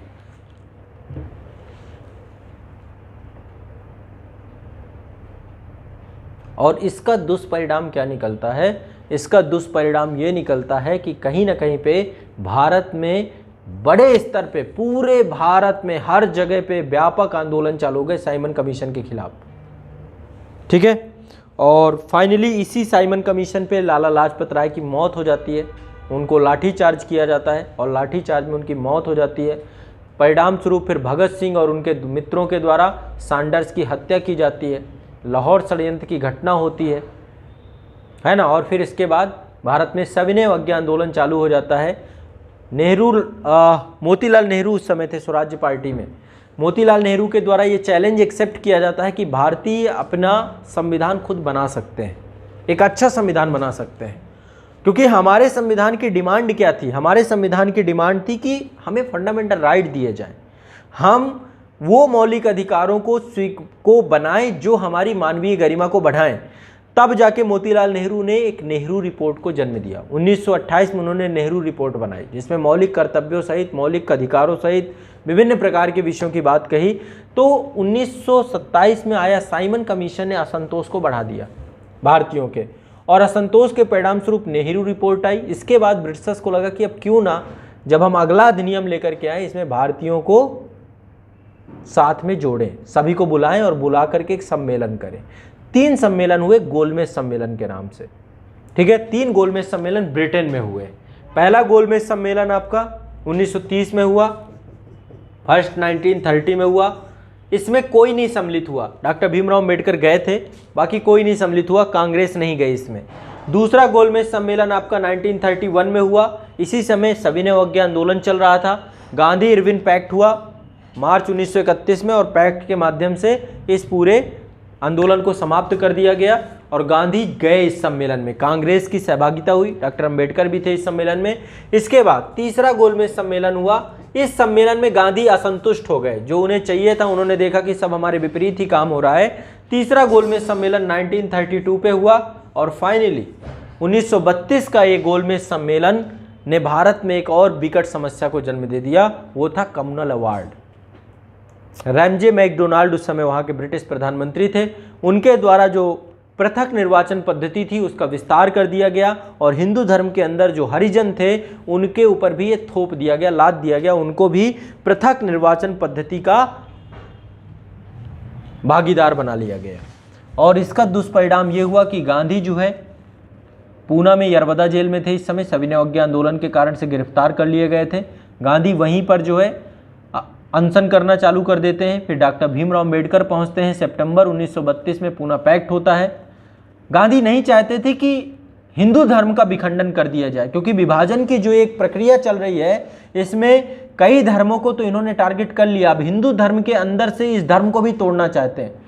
और सही बात है, यदि पूना पैक्ट नहीं होता, कम्युनल अवार्ड में हरिजन को सम्मिलित कर लिया जाता, तो फाइनली स्थिति बहुत भयावह हो जाती, हिंदू धर्म भी विखंडित हो जाता और हम कभी भी देश की आज़ादी तक नहीं पहुंच पाते। ठीक है, तो गांधी ने कम्युनल अवार्ड का विरोध किया, पूना पैक्ट हुआ अम्बेडकर गांधी के बीच में, जिसके तहत सीटों का आरक्षण किया गया। आरक्षण के साथ साथ उनमें हरिजन प्रतिनिधि खड़े होंगे और उनको वोट सबको ही देगा, चाहे जो भी हो वोट सब देगा। तो कहीं ना कहीं पे कई सारी चीज़ें हुई, 3 गोलमेज सम्मेलन हुआ, कम्युनल अवार्ड हुआ, पूना पैक्ट हुआ, उन सब के बाद निकल के आया ब्रिटेन में बनाया गया भारत शासन अधिनियम 1935। अब उनको लग रहा था कि अब ये इनके असंतोष को दबाने का सबसे अच्छा तरीका हो सकता है, लेकिन कहीं ना कहीं पे बात हाथ से निकल चुकी थी। क्यों? 1929 में लाहौर के रावी तट के किनारे ये संकल्प लिया जा चुका था कि अब भारत को पूर्ण स्वतंत्रता से नीचे कुछ नहीं चाहिए, है ना। और 26 जनवरी 1930 को भारत का पहला स्वतंत्रता दिवस मनाया गया था। कब मनाया गया था? 26 जनवरी 1930 को। तभी इस डेट को ऐतिहासिक बनाने के लिए 26 जनवरी 1950 को भारत का संविधान लागू किया गया। ठीक है, तो अब 1935 का अधिनियम आता है। इस अधिनियम में बहुत सारी बड़ी बड़ी बातें कही गई, लेकिन काफ़ी बातें जो है स्वीकारोक्ति थी ही नहीं, और फाइनली ये एक्ट भी आपका धराशायी हो गया। लिख लीजिए क्या क्या प्रावधान थे इसमें। अखिल भारतीय संघ की स्थापना के प्रावधान किया गया, यानी देसी रियासत और ब्रिटिश प्रांतों को मिलाकर के एक अखिल भारतीय संघ बनाएंगे, लेकिन देसी रियासतों ने अस्वीकार कर दिया इसे। ठीक है, अखिल भारतीय संघ की स्थापना का प्रावधान किया गया। अब एक चीज ध्यान रखिएगा, प्रांतों में जो द्वैध शासन लगाया गया था उसको समाप्त कर दिया गया। प्रांतों में द्वैध शासन कब लगा था? 1919 के अधिनियम से। अब क्या किया गया? प्रांतों का द्वैध शासन समाप्त कर दिया गया। क्या किया गया? प्रांतों का द्वैध शासन समाप्त कर दिया गया। और कहां लगा दिया गया? केंद्र में द्वैध शासन लगा दिया गया। तो लिख लीजिए, केंद्र में द्वैध शासन की स्थापना की गई। द्वैध शासन मतलब विषयों को 2 भागों में बांट दिया गया, आरक्षित विषय और हस्तांतरित विषय। हस्तांतरित विषय किसको दे दिए गए? गवर्नर जनरल को नहीं, विधान परिषद को। आरक्षित विषय गवर्नर जनरल के पास थे। सेना से जुड़ा हुआ विषय, संचार से जुड़ा हुआ विषय, विदेशी मामलों से जुड़े हुए विषय, इस पे कानून गवर्नर जनरल ही बनाएगा। ठीक है, तो केंद्र में द्वैध शासन की स्थापना हुई, प्रांतों में द्वैध शासन समाप्त कर दिया गया, प्रांतों में स्वायत्त शासन की स्थापना की गई। प्रांतों में स्वायत्त शासन की स्थापना की गई। प्रांतों में स्वायत्त शासन की स्थापना की गई। संघीय न्यायालय की स्थापना की गई। संघीय न्यायालय की स्थापना की गई। संघीय न्यायालय की स्थापना की गई। शक्तियों का विभाजन कर दिया गया। शक्तियों का विभाजन कर दिया गया। संघ सूची, राज्य सूची और समवर्ती सूची में शक्तियों का विभाजन कर दिया गया। 11 प्रांतों में विधानसभा का गठन किया गया। 11 प्रांतों में विधानसभा का गठन किया गया। 11 प्रांतों में विधानसभा का गठन किया गया।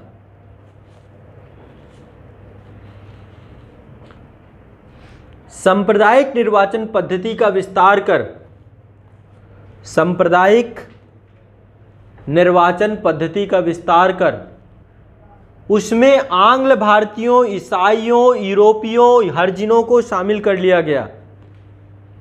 सांप्रदायिक निर्वाचन पद्धति का विस्तार कर, सांप्रदायिक निर्वाचन पद्धति का विस्तार कर उसमें आंग्ल भारतीय यानी एंग्लो इंडियंस, ईसाइयों, यूरोपियों एवं हरिजनों को शामिल कर लिया गया। यही है आपका कम्युनल अवार्ड। ठीक है, लेकिन पूना पैक्ट का प्रभाव था, इसमें शामिल कर लिया गया। भारत परिषद का अंत कर दिया गया। भारत परिषद जो ब्रिटेन में थी वो समाप्त कर दी गई। भारत परिषद का अंत कर दिया गया। बर्मा को भारत से अलग कर दिया गया। पहले म्यांमार जो आपका वर्तमान में है, बर्मा पहले बोलते थे इसको, ये भारत का हिस्सा हुआ करता था, इसको अब अलग कर दिया गया। बर्मा को भारत से अलग कर दिया गया। बर्मा को भारत से अलग कर दिया गया। 1937 में भारत में चुनाव करवाए गए। ठीक है, 1937 में चुनाव होते हैं, कांग्रेस सबसे बड़ी पार्टी बन के उभरती है, 28 महीने तक शासन करती है, सरकार उसके द्वारा बनाया जाता है 8 प्रांतों में। लेकिन फाइनली द्वितीय विश्व युद्ध प्रारंभ होने से, भारतीयों को द्वितीय विश्व युद्ध में ज़बरदस्ती प्रवेश करा देने से एक व्यापक असंतुष्टि देखने को मिलती है, और उस असंतुष्टि के परिणाम स्वरूप जो है, ठीक है, तो ये आपका था भारत शासन अधिनियम ब्रिटिश क्राउन के अधीन, पूरी की पूरी कहानी लिख लिया सभी ने, सभी को समझ में आ गया जितने पॉइंट मैंने बताए। इनको एक बार फिर से पढ़ना है, जो मैंने आपको एडवांस बुक बता रखी है, एडवांस बुक से इसको पढ़ना है। ठीक है, वहाँ पे सारी मिलेंगे, जो अतिरिक्त विषय आपको मिले, अतिरिक्त पॉइंट मिले, उन्हें वहाँ पे नोट करना है, और जो जानकारी हो दोनों को पूर्ण करना है। मैं जो भी पढ़ाऊँ उसको आपको क्या करना है, बुक में ज़रूर पढ़ना है। जो टॉपिक यहाँ पढ़ाऊँ वही जाके घर पे बुक में पढ़ना है। बुक आपको पता है, लक्ष्मीकांत इनफ है। हाँ ठीक है, लक्ष्मीकांत है, बेयर एक्ट का भी काम चालू हो जाएगा हमारा।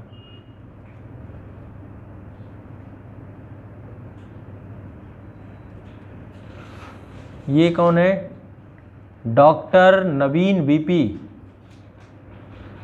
समंथा कमीशन, बेटा ये क्या है?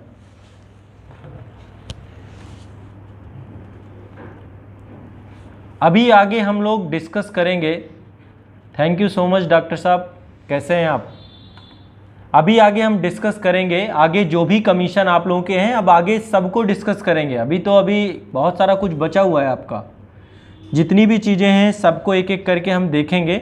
आप निश्चिंत रहिए, सभी चीज़ों को लेकर के। अभी हमारा जो भारत का इंडियन फ्रीडम स्ट्रगल है, ये टॉपिक तो पूरा बचा ही है आपका, यानी कि फ्रीडम स्ट्रगल का संविधान वाला जो सेक्शन है, संविधान वाला पार्ट है, इसको अभी हम पढ़ेंगे। बाकी तो पॉलिटी का हिस्सा है। ठीक है, तो चलिए आज के लिए इतना ही रखते हैं, और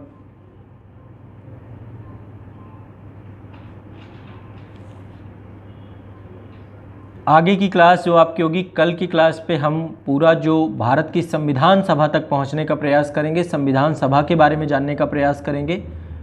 बहुत इम्पॉर्टेंट सेक्शन है ये, क्योंकि यहाँ पे कन्फ्यूज़न बहुत ज़्यादा होता है, तो सभी चीज़ों को मैं डिकोड कराऊंगा आपका। इसके बाद आगे मतलब नेक्स्ट वीक से मुझे लगता है कि इंडियन कॉन्स्टिट्यूशन आपका प्रारंभ हो जाएगा डिटेल में। प्रीएम्बल से चालू करूँगा, एक एक भाग को लेकर के चलूँगा। मैं ज़्यादा लिखवाऊँगा नहीं, ज़्यादा समझाने पे प्रयास करूँगा। आप लोगों के पास बुक है लक्ष्मीकांत, उसमें सब कुछ लिखा हुआ है, कोई भी चीज़ नहीं है जो मैं यहाँ पे नहीं लिखवा दूँगा। बीच बीच में कुछ चीज़ें आपको बताऊँगा, वो आपको नोट करते जाना है। अपने सिनॉप्सिस भी बनाने हैं, शॉर्ट नोट्स भी आपको क्रिएट करने हैं, ठीक है, ताकि एग्ज़ाम के पहले आप एक बार क्या करें, इनको ठीक है डिस्कस करें। अब देखिए, एक दो चीज़ें और आप लोगों से डिस्कस करनी है। मैंने जैसा कि आप लोगों को बोला है कि